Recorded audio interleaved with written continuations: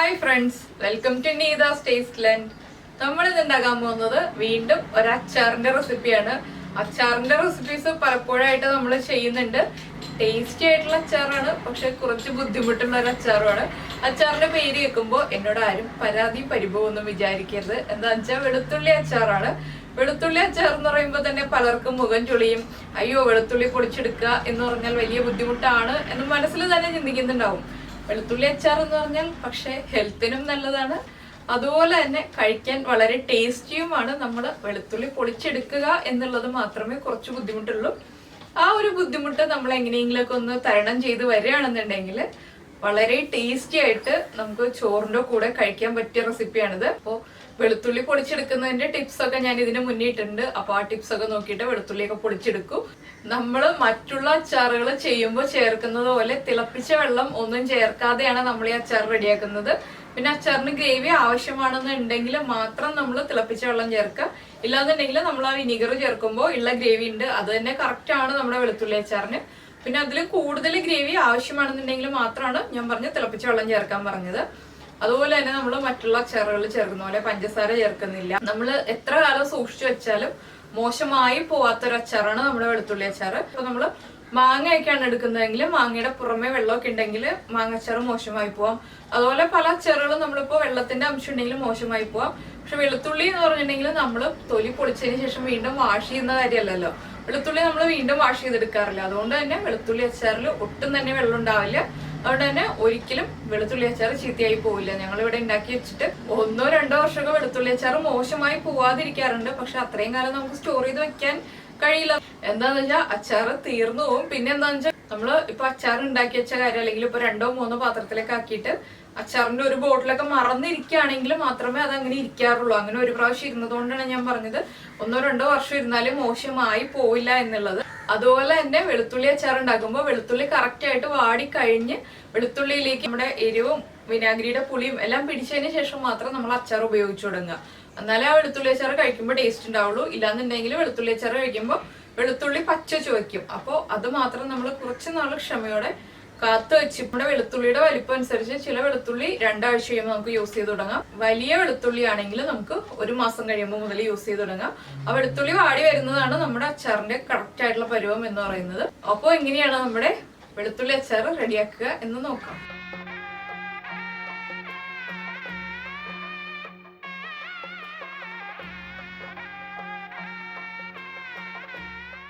നമുക്ക് നമ്മുടെ വെളുത്തുള്ളി അച്ചാർ ഉണ്ടാക്കുന്നതിന് ആവശ്യമായിട്ടുള്ള ഇൻഗ്രീഡിയൻസ് നോക്കാം. നമ്മൾ വെളുത്തുള്ളി തൊലി കളഞ്ഞെടുത്തിട്ടുണ്ട്, ഉലുവ ഡ്രൈ റോസ്റ്റ് ചെയ്ത് പൊടിച്ചെടുത്തതാണ്, അതുപോലെ തന്നെ കറിവേപ്പില, വിനീഗർ, നല്ലെണ്ണ, പിന്നെ ഇതിപ്പോൾ നമ്മൾ മുഴുവൻ കായായിരുന്നു കിട്ടിയത്. അപ്പോൾ കായം എണ്ണയിൽ റോസ്റ്റ് ചെയ്തിട്ട് പൊടിച്ചെടുത്തതാണ്, പച്ചമുളക്, ഇഞ്ചി, കടുക്, Kashmiri chilli powder. Kashmiri chilli powder ഇപ്പൊ ഞാൻ കുറച്ച് കാണിക്കാൻ വേണ്ടിയിട്ട് എടുത്ത് വെച്ചേ ഉള്ളൂ. 1.25 കിലോ വെളുത്തുള്ളിക്ക് കാശ്മീരി ചില്ലി പൗഡറിന്റെ അളവ് ഇത്രയോ അല്ല. അപ്പൊ ഞാൻ വലിയ ബൗളിൽ എടുത്ത് വെക്കണ്ടല്ലോ എന്ന് വിചാരിച്ചിട്ട് കുറച്ച് ക്വാണ്ടിറ്റി എടുത്ത് വെച്ചേ ഉള്ളൂ.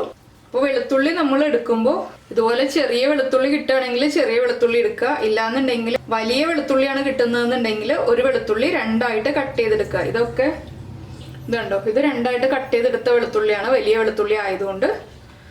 അപ്പൊ നമുക്ക് ആദ്യം നമ്മുടെ ചട്ടി ചൂടാക്കാം അച്ചാർ റെഡിയാക്കാൻ വേണ്ടിയിട്ട്. ഇപ്പൊ നമുക്ക് അച്ചാർ ഉണ്ടാക്കാൻ വേണ്ടി ഞാനൊരു ചട്ടി ചൂടാക്കിയിട്ടുണ്ട്. ഇതിലേക്ക് നമുക്ക് നല്ലെണ്ണ ഒഴിക്കാം. നമ്മൾ എല്ലാ അച്ചാറുകളും നല്ലെണ്ണ ഒഴിച്ച് തന്നെയാണ് ഉണ്ടാക്കുന്നത്. എന്താണെന്ന് വെച്ചിട്ടുണ്ടെങ്കിൽ അച്ചാർ വേഗം ചീത്തയായി പോവാതിരിക്കണം എന്നുണ്ടെങ്കിൽ നല്ലെണ്ണയിൽ തന്നെ റെഡിയാക്കണം. അതുപോലെ അച്ചാർ ഉണ്ടാക്കുമ്പോൾ കുറച്ച് എണ്ണ കൂടുതൽ ഒഴിക്കാം കേട്ടോ. ഇല്ലാന്നുണ്ടെങ്കിൽ അച്ചാറിന് ഒരു കറക്റ്റ് ടേസ്റ്റ് ആവില്ല. അതുപോലെ തന്നെ അച്ചാർ വേഗം മോശമായി പോവുകയും ചെയ്യും. ഇതിലേക്ക് നമ്മൾ സാധാരണ മറ്റുള്ള അച്ചാറുകളിൽ ചേർക്കുന്ന പോലെ തിളപ്പിച്ച വെള്ളമൊന്നും ചേർക്കുന്നില്ല, വിനീഗർ മാത്രമേ ചേർക്കുന്നുള്ളൂ. അതുകൊണ്ട് തന്നെ അച്ചാറിന് ഗ്രേവി കുറവായിരിക്കും. പക്ഷെ നമ്മുടെ വെളുത്തുള്ളി സോഫ്റ്റ് ആയി വരുന്നതനുസരിച്ച് കറക്റ്റ് ടേസ്റ്റ് ആവും അച്ചാറിന്. അപ്പോൾ ചില അച്ചാറുകളിൽ നമ്മൾ കുറച്ച് തിളച്ച വെള്ളം ചേർത്താലേ അച്ചാറിന് ഗ്രേവി ഉണ്ടാവുള്ളൂ. ഇത് ഗ്രേവി ഇല്ലാത്ത ടൈപ്പ് അച്ചാറാണ്. ഇനിയിപ്പോൾ നമുക്കിതിലേക്ക് കടുക് ഇട്ട് കൊടുക്കാം. കടുകൊന്ന് പൊട്ടി വരട്ടെ. ഇപ്പോൾ നമ്മുടെ കടുക് പൊട്ടി കഴിഞ്ഞുകൊണ്ടിരിക്കുന്നുണ്ട്. ഇനിയിപ്പോൾ നമുക്ക് ഇതിലേക്ക് പച്ചമുളക് ചേർക്കാം. ഞാനിപ്പോൾ ഒരു 25 പച്ചമുളക് എടുത്തിട്ടുണ്ട്. ഇതിലേക്ക് ഇനി നമ്മൾ ചേർക്കുന്നത് ഇഞ്ചി കട്ട് ചെയ്തതാണ്. ഇഞ്ചി ഇതുപോലെ നമ്മൾ നീളത്തിലാണ് കട്ട് ചെയ്തെടുത്തിരിക്കുന്നത്, ചെറിയ പീസായിട്ട് ഈ ഒരു വലിപ്പത്തിൽ. ഇതിലേക്ക് ഇപ്പോൾ തന്നെ നമുക്ക് വെളുത്തുള്ളി ചേർക്കാം. എന്താണെന്ന് വെച്ചാൽ വെളുത്തുള്ളി ഈ എണ്ണയിൽ കിടന്നിട്ട് വാടി വരണം.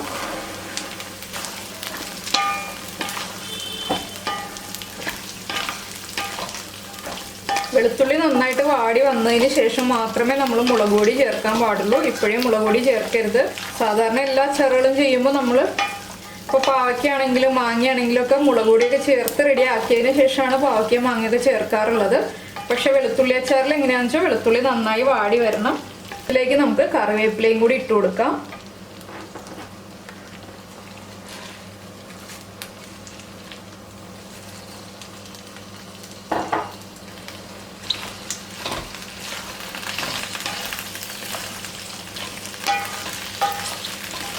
നമുക്ക് ഹൈ ഫ്ലെയിമിൽ തന്നെ വെക്കാം കേട്ടോ. വെളുത്തുള്ളി അച്ചാർ ഉണ്ടാക്കുമ്പോൾ ഫ്ലെയിം കൂട്ടി വയ്ക്കാം, കുഴപ്പമില്ല. വെളുത്തുള്ളി എണ്ണയിൽ നന്നായിട്ട് വാടി വരേണ്ടത് വരെ നമ്മൾ ഇളക്കേണ്ടതാണല്ലോ. അതുകൊണ്ട് കുറച്ച് സമയം എടുക്കും വെളുത്തുള്ളി ഒന്ന് വാടി വരാൻ വേണ്ടിയിട്ട്. കട്ട് ചെയ്ത് ചേർത്തിരിക്കുന്നത് 100 ഗ്രാം ഇഞ്ചിയാണ്. അതുപോലെ തന്നെ വേപ്പില നമ്മുടെ ഇഷ്ടത്തിന് ചേർക്കുക, എത്ര ചേർത്താലും കുഴപ്പമില്ല. ഇപ്പോൾ നമ്മുടെ വെളുത്തുള്ളി ഒരു ഹാഫ് കുക്കായി കഴിഞ്ഞു. നമ്മളിപ്പോൾ ഒരു 15 മിനിറ്റ് ആയിട്ട് ഹൈ ഫ്ലെയിമിൽ വെച്ച് ഇളക്കിക്കൊണ്ടിരിക്കുകയായിരുന്നു. ഇപ്പോൾ ഞാൻ ഫ്ലെയിം കുറച്ചു. ഇനി നമുക്കിതിലേക്ക് മുളക് പൊടി ചേർക്കാം. പച്ചമുളകിൻ്റെ എരിവുണ്ട് എങ്കിലും നമ്മൾ മുളക് പൊടി ചേർത്താലേ നമ്മുടെ അച്ചാറിന് കാണാൻ ഭംഗി ഉണ്ടാവുള്ളൂ.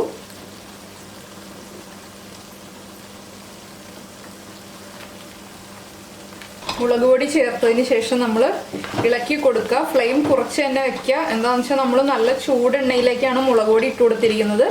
മുളക് പൊടി വേഗം കുക്കാവും. മുളക് പൊടി കുക്കായ ഒരു സ്മെല്ല് വരുമല്ലോ, അത് അറിയാവുന്ന ആളുകൾക്ക് മുളക് പൊടി കുക്കായ സ്മെല്ല് അറിയാൻ പറ്റും. ഇല്ലാന്നുണ്ടെങ്കിൽ നമ്മൾ മുളക് പൊടി ഇട്ട് കൊടുത്തതിന് ശേഷം മുളക് പൊടിയുടെ കളർ നന്നായിട്ട് ഇതുപോലെ ചേഞ്ച് ആയി വരുമ്പോൾ നമുക്കിതിലേക്ക് ഉപ്പ് ചേർക്കാം. നമ്മൾ ഉപ്പ് ചേർത്തിട്ടില്ല.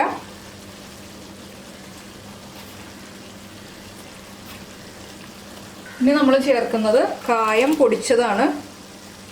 കായം നമ്മൾ എണ്ണയിൽ റോസ്റ്റ് ചെയ്തിട്ടാണ് പൊടിച്ചെടുത്തത്. ഉലുവ പക്ഷേ ഡ്രൈ റോസ്റ്റ് ചെയ്ത് പൊടിച്ചെടുത്തതാണ് നമ്മൾ ചേർക്കുന്നത്. ഇതെല്ലാം ചേർത്ത് നന്നായിട്ട് ഇളക്കി കൊടുക്കുക.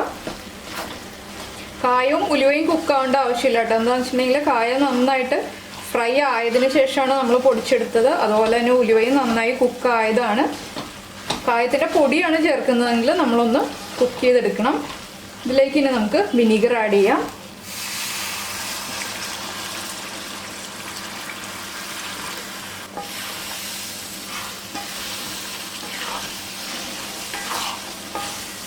കണ്ടോ, ഇപ്പോൾ ഗ്രേവി ആയി വരുന്നത് കണ്ടോ. ഇത് മതി നമുക്ക് ഗ്രേവി. അധികം ഗ്രേവി വേണമെന്നുണ്ടെങ്കിൽ തിളപ്പിച്ച വെള്ളം ചേർക്കാം. പച്ചവെള്ളം ഒഴിക്കരുത്, തിളപ്പിച്ച വെള്ളം തന്നെ ചേർക്കാം. നമുക്ക് കുറച്ചുകൂടി വിനീഗർ ചേർക്കാം. വിനീഗർ കുറവാണ്.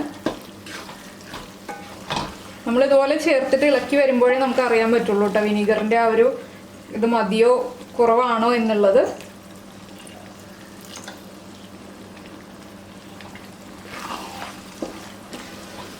ഇനിയിപ്പോൾ നമ്മൾ ഉപ്പ് ചെക്ക് ചെയ്യുക, അതുപോലെ തന്നെ പുളി ചെക്ക് ചെയ്യുക, ഫ്ലെയിം ഓഫ് ചെയ്യുക. ഇത്രയേ ഉള്ളൂ നമ്മുടെ വെളുത്തുള്ളി അച്ചാർ എന്ന് പറഞ്ഞിട്ടുണ്ടെങ്കിൽ വേഗം റെഡിയാക്കാൻ പറ്റുന്നൊരു അച്ചാറാണ്. അപ്പോൾ നമുക്ക് ഫ്ലെയിം ഓഫ് ചെയ്യാം. ഇത്രയേ ഉള്ളൂ. കൂടുതൽ ഗ്രേവി വേണമെന്നുണ്ടെങ്കിൽ മാത്രം തിളച്ച വെള്ളം ചേർക്കുക. അതുപോലെ തന്നെ നമുക്കിനി ഇത് നാളെ പ്രസൻറ്റ് ചെയ്യാം. എന്താണെന്ന് വെച്ചിട്ടുണ്ടെങ്കിൽ ഈ ഒരു മിക്സിൽ ഇരുന്നിട്ട് വെളുത്തുള്ളി ഒന്ന് സോഫ്റ്റ് ആയി വരണം. പക്ഷെ നമ്മൾ യൂസ് ചെയ്യുന്നത് 1 മാസത്തിന് ശേഷമാണ്. അപ്പോഴേ വെളുത്തുള്ളി കറക്റ്റ് സോഫ്റ്റ് ആയി വരുള്ളൂ. അപ്പോൾ ഉപ്പ് കുറവാണെങ്കിൽ ഉപ്പ് ആഡ് ചെയ്ത് കൊടുക്കുക. അതുപോലെ തന്നെ പുളി കുറവായിട്ട് വന്നാണെങ്കിൽ കുറച്ചുകൂടി വിനീഗർ ആഡ് ചെയ്ത് കൊടുക്കുക. അതൊക്കെ നമുക്ക് വ്യത്യാസം വരുത്താം. എരിവിൻ്റെ കാര്യത്തിൽ മാത്രം നമുക്ക് വ്യത്യാസം വരുത്താൻ പറ്റില്ല അച്ചാറിൽ. എന്താണെന്ന് വെച്ചാൽ നമ്മൾ ആദ്യമേ ചെയ്യുന്നത് ആ എരിവ് കറക്റ്റ് ചെയ്യുക എന്നുള്ളതാണ്. ബാക്കിയുള്ള എല്ലാ കാര്യങ്ങളും നമുക്ക് വ്യത്യാസം വരുത്താവുന്നതേ ഉള്ളൂ. അപ്പോൾ ഞാൻ ഈ ചട്ടിയിൽ നിന്ന് ഇനി മാറ്റി വയ്ക്കട്ടെ. അപ്പോൾ നമ്മുടെ വെളുത്തുള്ളി അച്ചാർ നമ്മൾ കുപ്പിയിലേക്ക് മാറ്റാറായിട്ടുണ്ട്. ഞാനിതിപ്പോൾ വലിയ സ്റ്റീലിൻ്റെ പാത്രത്തിലേക്ക് മാറ്റി വെച്ചിരിക്കുകയായിരുന്നു അച്ചാർ റെഡിയാക്കിയതിന് ശേഷം. പിന്നെ ഇതിപ്പോൾ ഫോട്ടോ എടുക്കാൻ വേണ്ടിയിട്ട് ഇതുപോലെ ബൗളിലേക്ക് മാറ്റിയതാണ്. ഇനിയിപ്പോൾ ഞാനിതെടുത്ത് കുപ്പിയിലെടുത്ത് വയ്ക്കും. അതിനുശേഷം ഇതിപ്പോൾ 2 ദിവസമായി നമ്മൾ അച്ചാർ ഉണ്ടാക്കി വെച്ചിട്ട് എനിക്ക് കുപ്പിയിലേക്ക് മാറ്റാൻ സമയം കിട്ടിയില്ല. ഇപ്പോൾ തന്നെ വെളുത്തുള്ളി സോഫ്റ്റായി തുടങ്ങിയിട്ടുണ്ട്. നമുക്ക് എന്തായാലും ഒരു 2 ആഴ്ച കഴിയുമ്പോൾ വെളുത്തുള്ളി അച്ചാർ യൂസ് ചെയ്യാം. ഈ ഒരു വലിപ്പത്തിലുള്ള വെളുത്തുള്ളി ആണെങ്കിലും അതുപോലെ തന്നെ ഞാൻ പറഞ്ഞതുപോലെ തന്നെ വെളുത്തുള്ളി വഴറ്റി എടുത്തിട്ടുണ്ടെങ്കിൽ അത്രയും ടൈം തന്നെ വെളുത്തുള്ളി വഴറ്റി എടുത്തിട്ടുണ്ടെങ്കിലും 2 ആഴ്ച കഴിയുമ്പോൾ മുതൽ യൂസ് ചെയ്യാം. പക്ഷെ കൂടുതൽ ടേസ്റ്റ് 1 മാസത്തിന് ശേഷം യൂസ് ചെയ്ത് തുടങ്ങുന്നതായിരിക്കും. വെളുത്തുള്ളി കറക്റ്റായിട്ട് വാടിയില്ല എന്നുണ്ടെങ്കിൽ വെളുത്തുള്ളിയുടെ ആ ഒരു പച്ച ചുവയ്ക്കും, അത് കഴിക്കുമ്പോൾ അത്ര ടേസ്റ്റ് ഉണ്ടാവില്ല. അതുകൊണ്ടാണ് ഈ കാര്യം എടുത്തു പറയുന്നത്. ഇനിയിപ്പോൾ നമ്മൾ ഇതിലേക്ക് എണ്ണയൊന്നും ഒഴിച്ചു വെക്കില്ല കേട്ടോ. സാധാരണ അച്ചാറുകളിൽ മേളിൽ നമ്മൾ എണ്ണ ചൂടാക്കി ഒഴിക്കാറുണ്ട്. പക്ഷെ വെളുത്തുള്ളി അച്ചാറിൽ അതിൻ്റെ ആവശ്യമില്ല. നമ്മളിപ്പോൾ വെള്ളം തിളപ്പിച്ച് ഒഴിച്ചിട്ടില്ല, ഒട്ടും തന്നെ വെള്ളം ചേർത്തിട്ടില്ല. അതുകൊണ്ട് തന്നെ ഈ അച്ചാർ ഇതുപോലെ തന്നെ നമ്മൾ എയർ ടൈറ്റ് ആയിട്ടുള്ള ഗ്ലാസ് ജാറുകളിൽ എടുത്ത് വയ്ക്കുക, അല്ലാന്നുണ്ടെങ്കിലും ഭരണിയിൽ എടുത്ത് വയ്ക്കുക. 1 മാസത്തിന് ശേഷം യൂസ് ചെയ്ത് തുടങ്ങുക. അപ്പോൾ എല്ലാവരും വെളുത്തുള്ളിയൊക്കെ ടൈം കിട്ടുമ്പോൾ പൊളിച്ച് വെളുത്തുള്ളി അച്ചാറൊക്കെ റെഡിയാക്കി ഉണ്ടാക്കി കഴിച്ചതിന് ശേഷം ഫീഡ്ബാക്ക് അറിയിക്കുക. അതുപോലെ തന്നെ ലൈക്ക് ചെയ്യുക, ഷെയർ ചെയ്യുക, കമൻറ്റ് ചെയ്യുക. സബ്സ്ക്രൈബ് ചെയ്യാത്ത ആളുകൾ സബ്സ്ക്രൈബ് ചെയ്യുക. നമുക്ക് നമ്മുടെ അടുത്ത റെസിപ്പിയുമായിട്ട് അടുത്ത ദിവസം കാണാം. ബൈ.